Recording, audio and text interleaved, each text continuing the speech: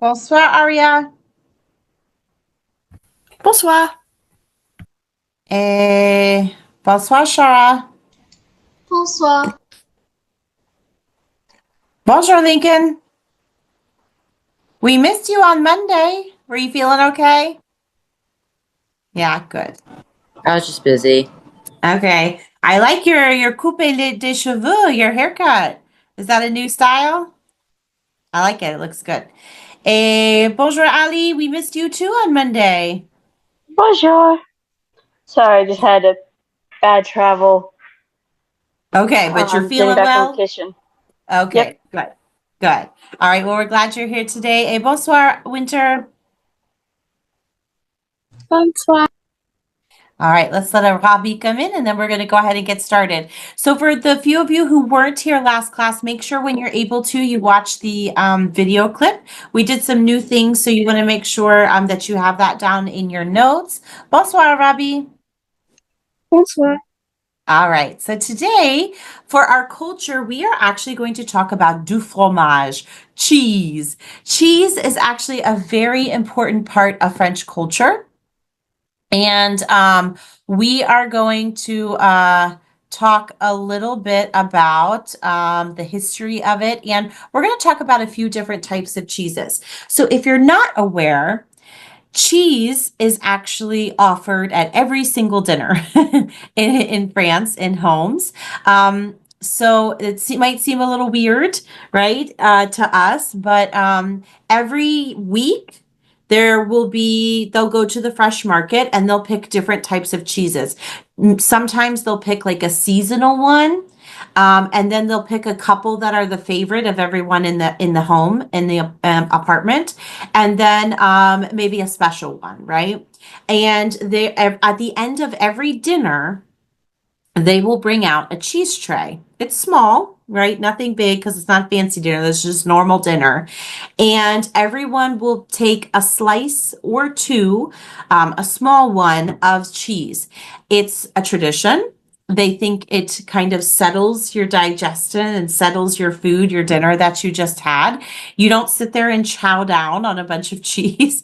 You just have one or two slices and you choose from the board. And then they'll put it in the kitchen for overnight, and the next night they'll do the same thing.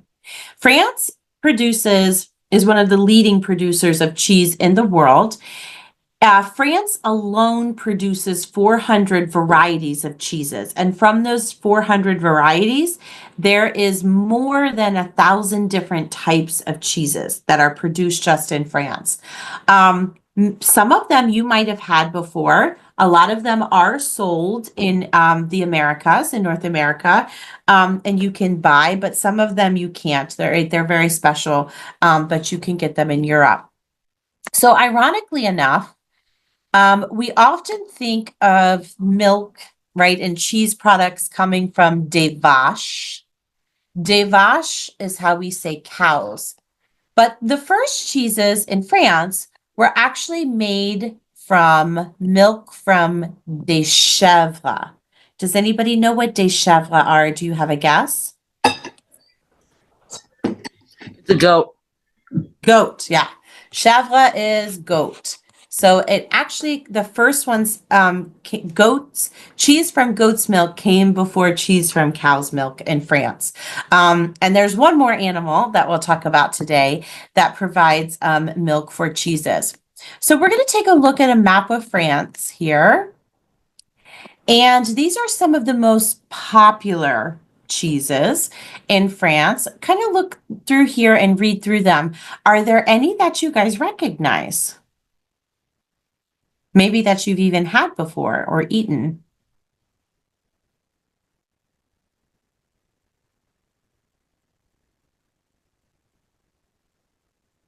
Anybody see any?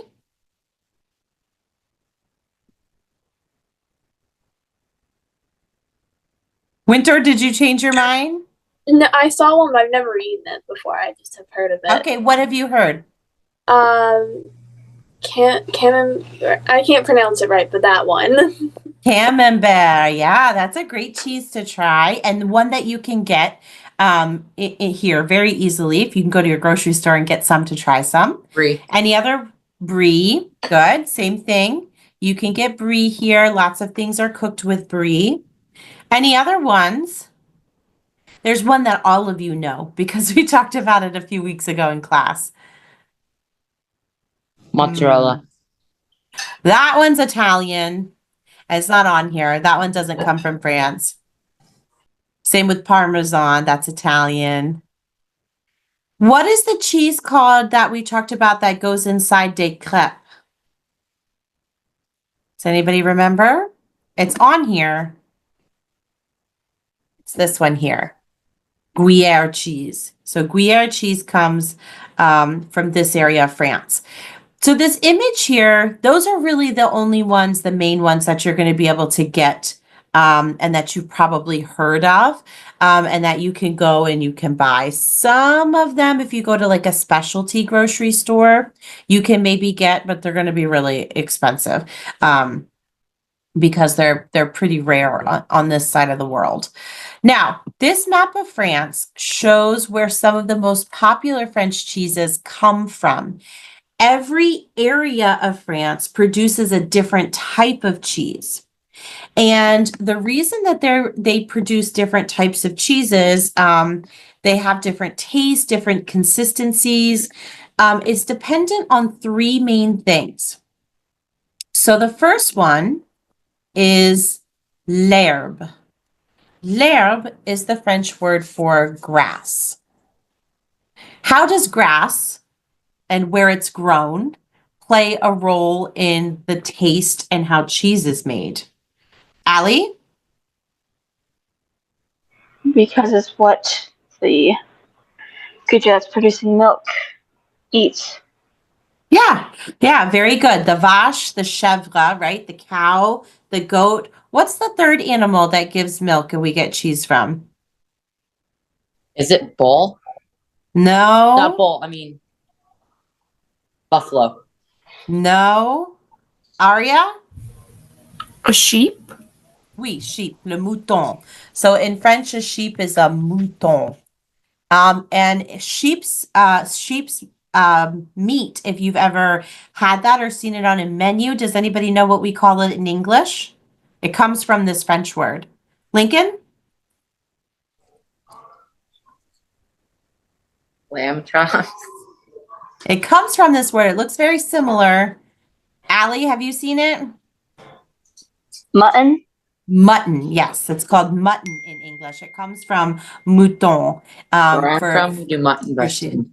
Ah, okay, very cool. Well, there's a lot of history in those words there.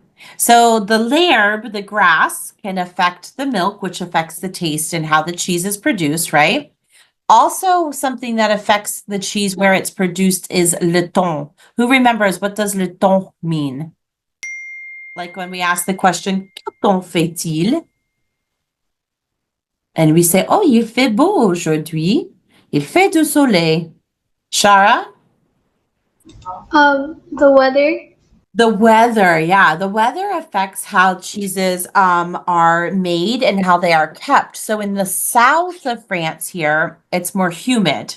It's warmer. It's hot. So typically the cheeses are a little bit softer, right? In the north, it's more cold. In the mountains, they're usually harder types of cheeses. Allie? I just want to say that grass, it looks like herb. Yeah, it does. That's where we get that word in English. Yeah. So l'herbe is grass, le ton is the weather, and then of course the l'animal, the type of animal, whether it is a vache, a mouton, a chèvre, that will affect the taste of the cheese as well. So today I've just picked 3 different types of cheeses that we can talk about. And we're going to learn a little bit about the history behind them. So the first cheese, I don't like to eat this cheese personally. I'm a very adventurous eater too. But it's typically on every French cheese board. People just buy it, I think, out of habit because it is the oldest cheese that is made in France. So that's what our first sentence says here. Le plus vieux fromage. Le plus vieux means that it is the oldest. It is called Cantal. It dates all the way back to when France wasn't even called France, when it was called Gaul, and the Gaul, the Gaulois people, they made it. It comes from the area in des Montagnes, in the mountains, and it is a cheese that is very dur. Dur is the adjective for hard. It's where we get the word durable in English. Like when something is durable, it's hard to break. Now, I don't really like this cheese because it doesn't really have a taste, to be honest with you. But I don't like the consistency of it. You know how I describe it like this? You know how when Play-Doh, like if you have Play-Doh and it starts to get hard, and like on the outside it's really hard, and then on the inside it's kind of spongy, like you can't really play with it anymore. But in the It's inside, very, very stiff. yeah, it's stiff. That's a good description of it. Yeah, that's kind of how Cantal is. Doesn't really have a taste. It's not really pleasurable to eat, in my opinion, because it's like hard and weird. Some people eat the rind, the outside in the picture that you see here, but some people don't. I never did. But it's usually on every cheese board. It's called Cantal, and it doesn't really have a taste to it, to be honest. But it is the oldest cheese historically that's been produced in France. One that some of you might have had before. Has anyone ever eaten camembert before? Did you like it, Lincoln? Do you remember? Yeah, it's good. It doesn't have a super strong taste, but it's a really soft, creamy cheese. It was first made in the northwest of France, in Normandy, and a woman farmer actually made it in Fermier, and it dates back to really the end of the French Revolution time. So about 1790 is when they started to make camembert. It is made in a circle. And you can see in the picture here, if you've never had it, it does kind of have a rind on the outside, but it's not anything like the rind on Cantal is very, very like hard and crusty. That's not how camembert's rind is. You can eat it. It doesn't have a strong taste, and it's a creamy cheese. The last cheese we're going to talk about, if you go to France one day and somebody offers you Le Roquefort, the first thing I want you to know is that they paid a lot of money for it, because Le Roquefort is très cher. Cher is how we say expensive. So Le Roquefort is très cher. It's a very expensive cheese. You do not buy it in a big block like this. You buy it in like a little wedge because it's super expensive, and you can't eat a lot of it at once. You just take a teeny bit. Allie? Like you buy it in a small sliver and then you eat even smaller. Yeah, yes, exactly, because it's very expensive.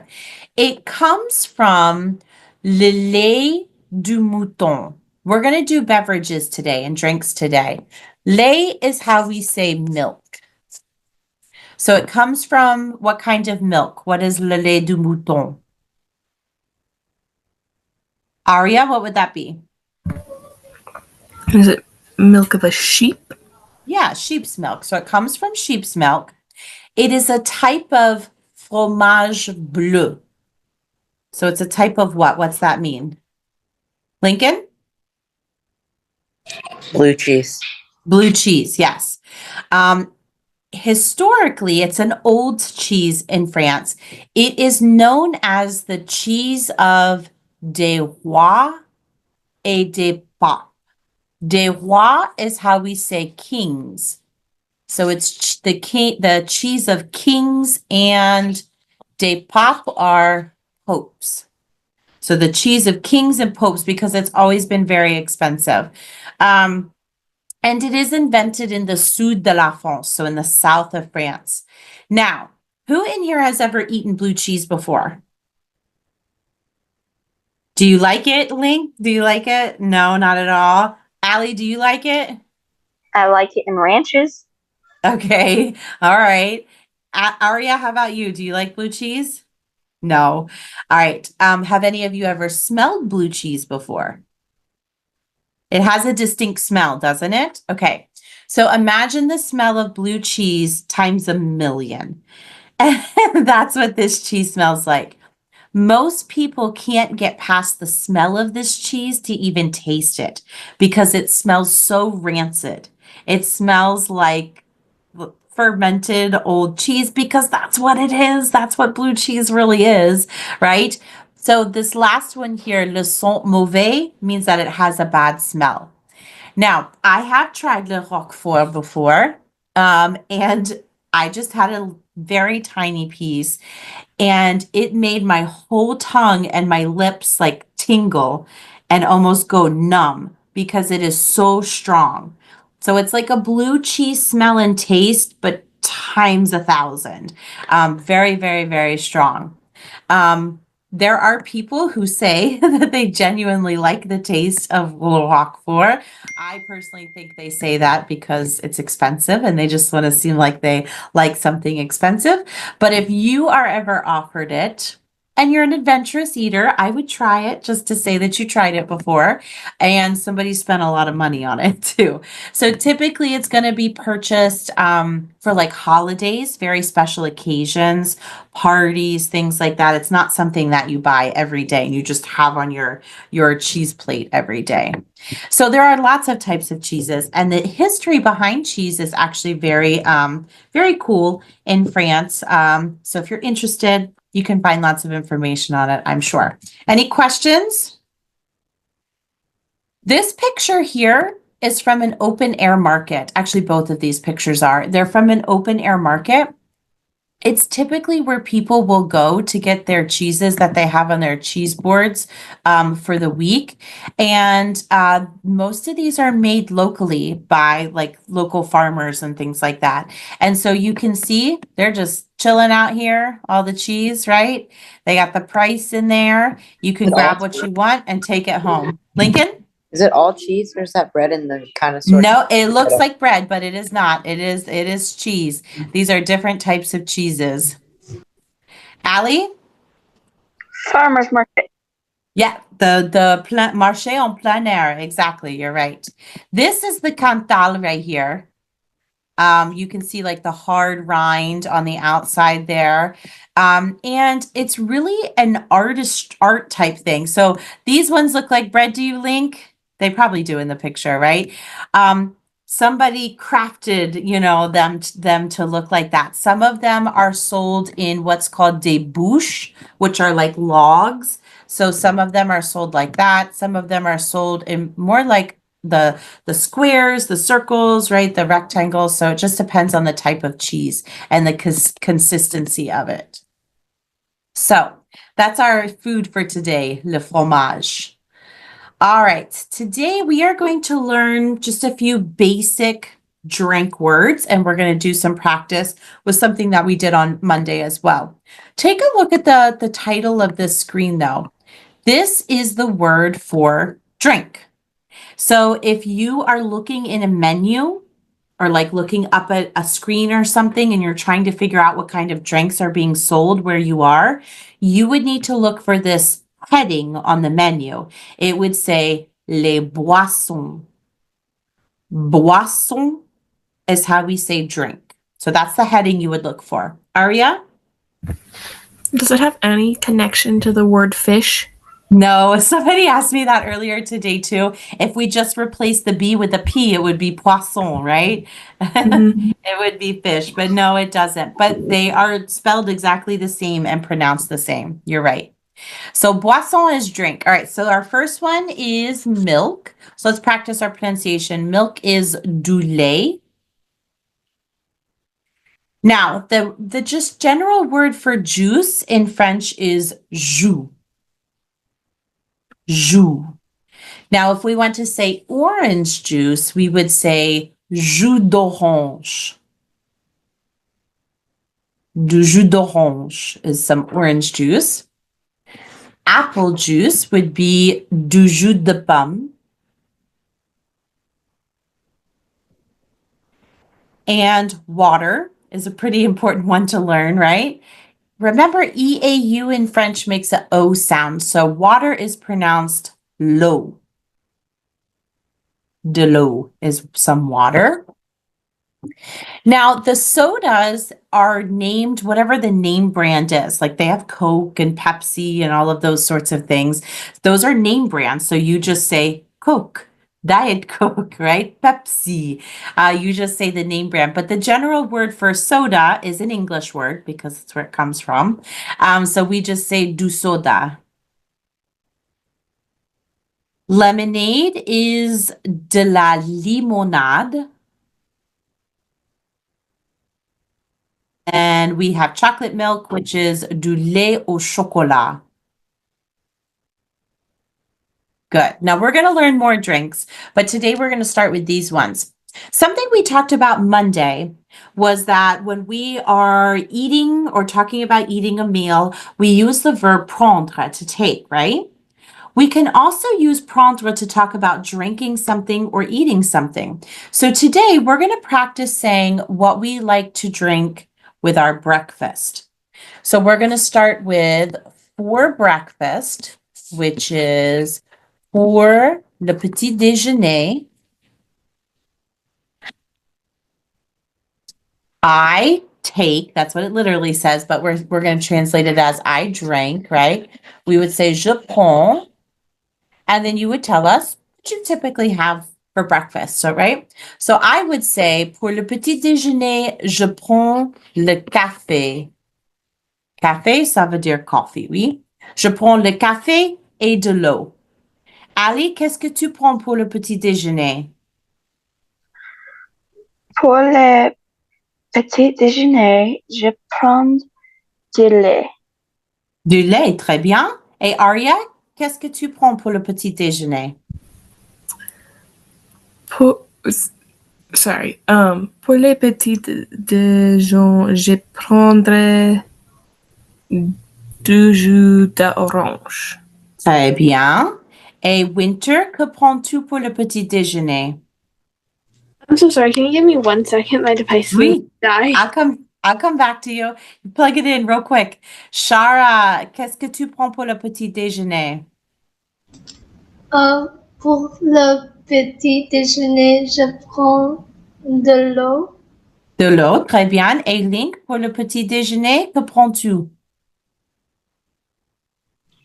Pour le petit déjeuner, je pense de l'eau. De l'eau, très bien. Et Rabi, que prends-tu pour le petit déjeuner? I'm sorry. What was the beginning of the question? Like, how do I answer it again? I'm sorry. So you'll just say for breakfast, pour le petit déjeuner, I drink, je prends, and then you'll say the drink that you normally have. Pour le petit déjeuner, je prends de l'orange. Du jus d'orange, très bien. Winter, did you get it plugged in? I did. Thank you. Okay, good. All right, so Winter, pour le petit déjeuner, que prends-tu? Pour le petit déjeuner, je prends de l'eau. L'eau, très bien. All right, so I had a question. It was a good question on how to say tea. So there's two different ways.